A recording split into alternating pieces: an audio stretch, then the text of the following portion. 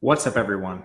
Matt Gajewski here, back again with the Odd Shopper channel, and today we are talking Week 11 college football, the Tuesday slate.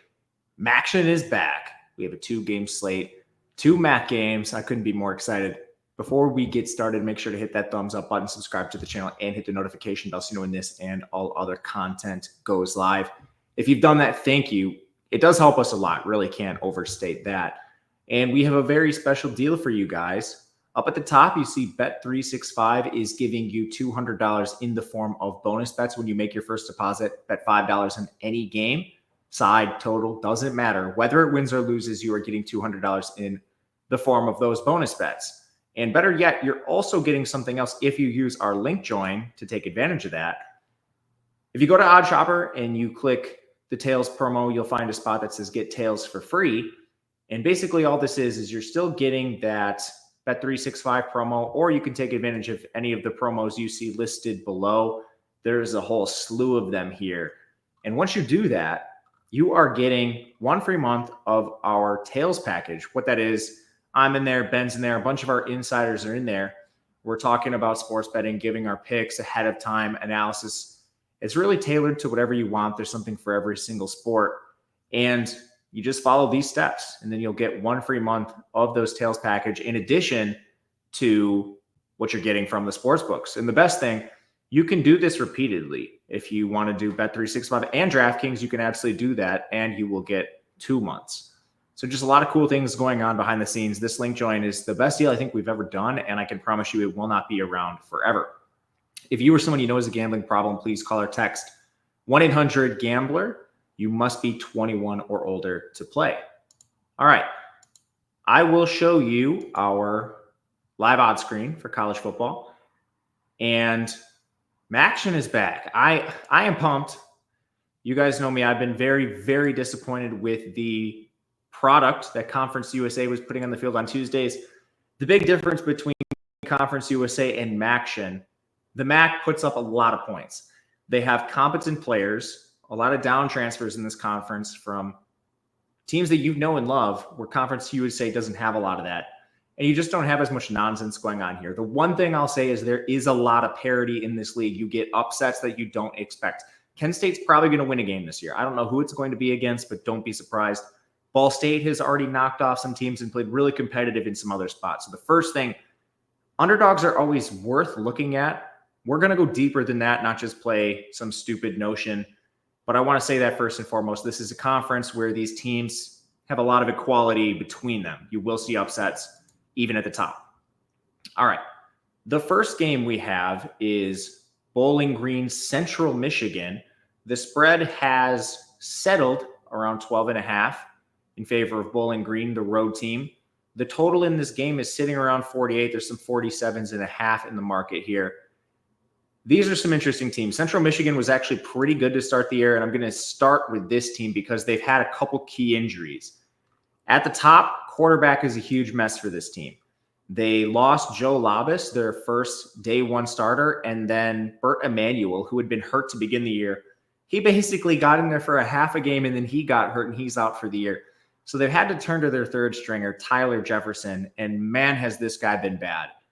I don't know if we see improvement for him at any time, but when you look to third string quarterbacks in the MAC, you usually are running into trouble. That's been the case with him. A 51% completion percentage, 5.5 yards per attempt, no touchdowns, 1 pick. He does have 3 big-time throws and 4 turnover-worthy plays, so you could argue he's kind of run bad. 4.4 yards per carry on the ground, so that's something he can also do.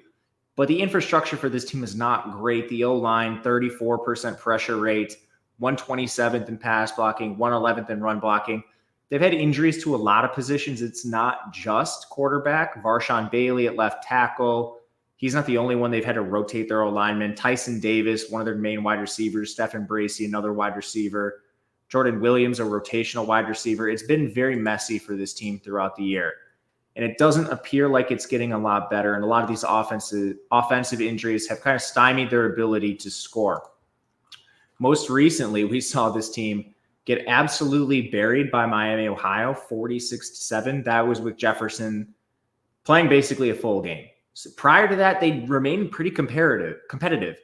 Eastern Michigan, they only lost by 4. That was the Burt Emanuel game. Central Michigan lost to Ohio 27-25. The big difference is they had a different quarterback for most of those games. So it's really hard to evaluate what this team did in the beginning of the season versus what they did now. Luckily, a lot of their injuries are not on defense, which I guess is kind of a feather in their cap when you look at how this team stacks up there. They're 73rd, which in the MAC is pretty good. They're 61st in run defense, 18th in pass rush, 106th in coverage. Teams that can throw the ball can certainly put up points on Central Michigan, which is a problem when you face Bowling Green. On the Bowling Green side, this team should be a lot healthier. They don't have as many receivers, and some of the players that they have injuries to have been out for the year. RJ Garcia hasn't played. Demetrius Hardiman on the edge hasn't played. What you could say is they're an easier evaluation because those guys haven't really impacted the team at all. Hardiman being out for the year, I mean, we have a pretty good sample of their defense without him now. A couple depth players have been out too. Darius Loftus at safety, Jalen Tillman at wide receiver. But overall, you can say Bowling Green is healthier. And they have the much better quarterback, Connor Bazelak. Talking about these down transfers, I mean, this guy started in the SEC. Now at Bowling Green, he has a 69% completion percentage, 7.9 yards per attempt, 10 touchdowns, 4 picks, 10 big-time throws, 5 turnover-worthy plays. He doesn't run, but it doesn't matter. This team is the better offensive line. They're 68th in pass blocking, 93rd in run blocking, and they have an absolute alpha. He doesn't play wide receiver. He plays tight end. It is Harold Fannin Jr. There's a good chance this guy gets drafted. I mean, he is a real difference maker at tight end, and it's not just him. Malcolm Johnson Jr. is a transfer from an SEC program. I mean, I wish RJ Garcia was playing. He's a transfer from Kansas State. They have a good run game. Terry and Stewart's still there. They returned 5 starters from their offensive line on last year's team. They're all back and they're all healthy. Just a quality offense, and they're putting up a lot of points, evidenced by a lot of the most recent games they've played. Their defense is a different story. We'll get to that in a second. But this team just put up 41 in Toledo. They killed Kent State. They didn't really try that hard. Northern Illinois was a game they lost, but then they beat Akron. I mean, this team put up 27 on Old Dominion. They lost that game, but they had a 64% post-game win expectancy. And they had a 53% post-game win expectancy against Texas A&M. Now, A&M was going through some stuff at the time, but still, that's a pretty quality data point for this team. As far as their defense goes, they do rank 64th. Their main weakness comes against the run. They're 82nd there, 74th in pass rush, 55th in coverage. Can Central Michigan run the ball on this team? That's probably the best unit Central Michigan has with Marion Lukes, Miles Bailey, and BJ Harris, but their O-line is bad. We already talked about that. And they've been stifled since they lost the ability to threaten you through the air. I'm not sure I'm going to lay 12 points with a team, 12.5 points, with a team on the road in the MAC, even though this is the conference that has the least valuable home field. This is just a dicey situation and one I might end up playing closer to game time. But right now, it's Bowling Green or pass, especially with Bowling Green playing a pretty tough non-con and standing up tall during it. Not to mention some of the games they've played recently have actually looked a lot better than what the box score indicates. So I'm buying low on this team a little bit, even though they've won their last 2 games. It's not really buying low, but they're a team I really like in this conference. And I think they get it done against Central Michigan. We'll make a call later on the spread. Right now, it's not my favorite game. The game I do like is the second one on this contest or on this slate. Miami, Ohio, and Ball State. This is a fun one. Currently, the spread's sitting 11.5, 12.5. It's not really settled on one of those numbers. You can kind of find whatever you'd like. But I'm going to bring you to a total. This is one I do like quite a bit as soon as it loads. 48 points. 48.5, there's a lone 49 out there. I like the over in this contest for a number of reasons. I'll start with just pacing stuff and then talk about the defenses. Miami, Ohio is 114th in pace. Ball State 90th, so it's not good overall.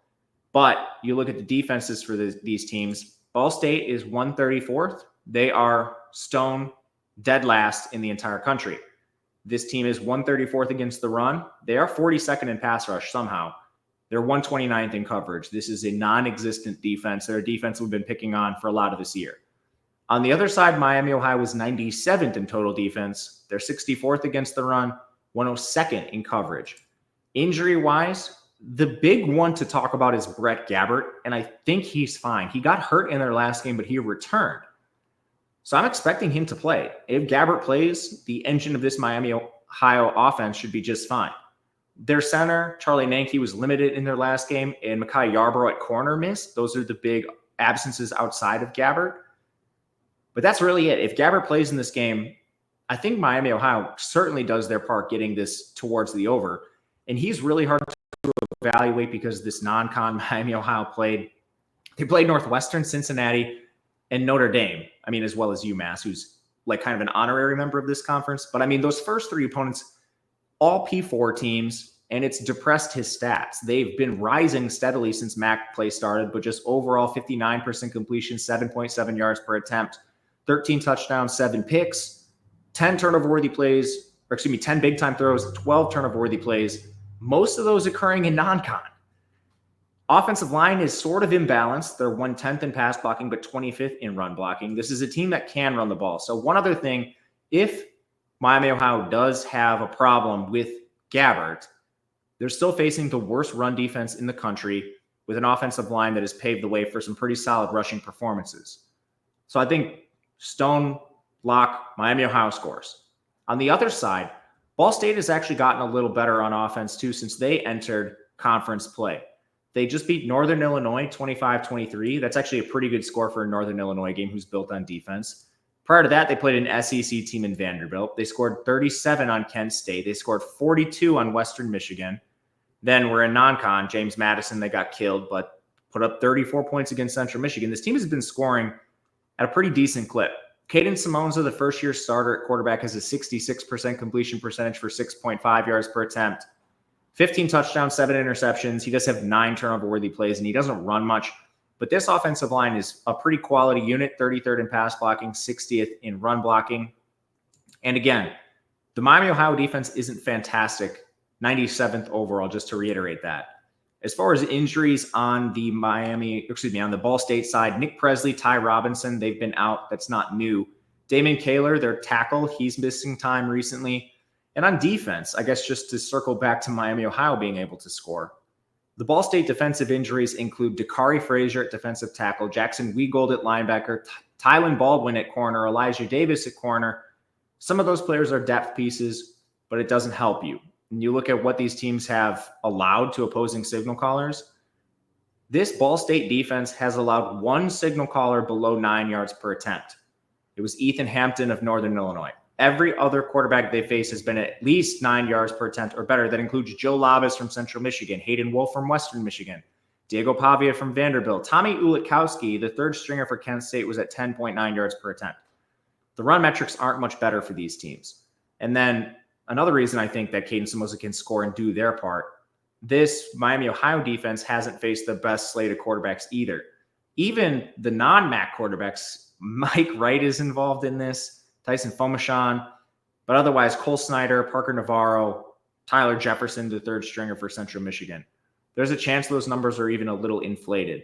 So although pace isn't there, I do think points are put up in this game. And a bet I already took is the over in this contest. Obviously, grab your 48s. They're readily available. Perhaps you wait, you might find a 47.5, but perfectly fine with the 48 number. Hope you guys enjoy action as much as me. Leave a comment below if you have anything you'd like to ask or say, any comments, anything I missed. I'm on Twitter at Matt_Gajewski. Feel free to reach out there. DMs are open. Until next time, good luck, everyone. We'll see you for the doubleheader, the Wednesday action slate.